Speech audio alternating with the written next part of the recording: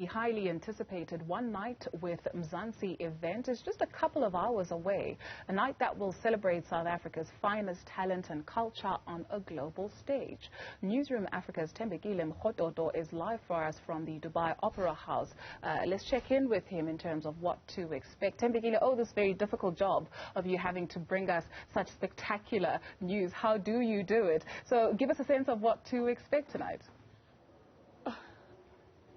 You know, as they say, heavy is the head that wears the crown. Coming to you live, as you were saying, from the Dubai Opera House here in Dubai. We're building up, counting down the hours now to One Night with Mzansi, a multi-choice showcase of South Africa's very finest talents. In the next hours, we're going to see some of the country's cream of the crop, if you will, the likes of Mikasa, going to take to the stage and show the people of Dubai and other parts of the world what it is that South Africa is made of. Apart from the music showcase, of course, multi-choice, as you know, is a producer and also buys a lot of content, much of it local, in the last few years. And we're going to see people from the likes of the popular telenovela The River.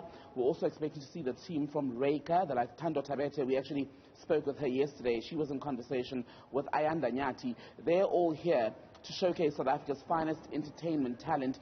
It is a key opportunity given the context within which we're living currently. It is still the pandemic. Many artists in the industry, makeup artists, actors themselves, directors, producers, really thirsty to get back to work and write and tell South African stories, and that is the focus today, those proudly South African stories being shared, even with our music and everything else that makes us proudly South Africans and the entertainers that we are as a nation.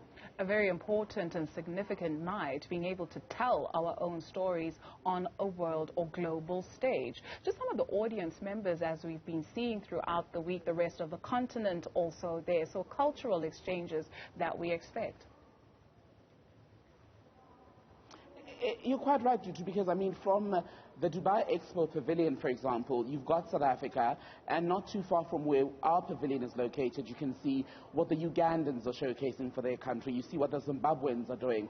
You move further than SADC, in fact, across the road from the African pavilions, you've got the Switzerland putting on a display of their own, Austria also doing their thing, showing us what it is that they have to offer. So you can imagine what the opportunities, the potential opportunities are for trade exchanges, not just as far as the more, perhaps military and financial flows, but also just the exchanges as far as what our artists can do. Perhaps we may even return from Dubai with a cross-cultural collaboration between a South African production house, MultiChoice, and the Austrians. Perhaps the Swiss may want to pick up something and showcase it there. For MultiChoice, for example, when you look at The River, I mentioned The River earlier, it's been taken and adapted in other countries where it's basically the same plot line, but adapted to local audiences. So perhaps from tonight, we could see much more of that sort of collaboration, and other people as well taking our South African talent and giving them roles on their screens, which could also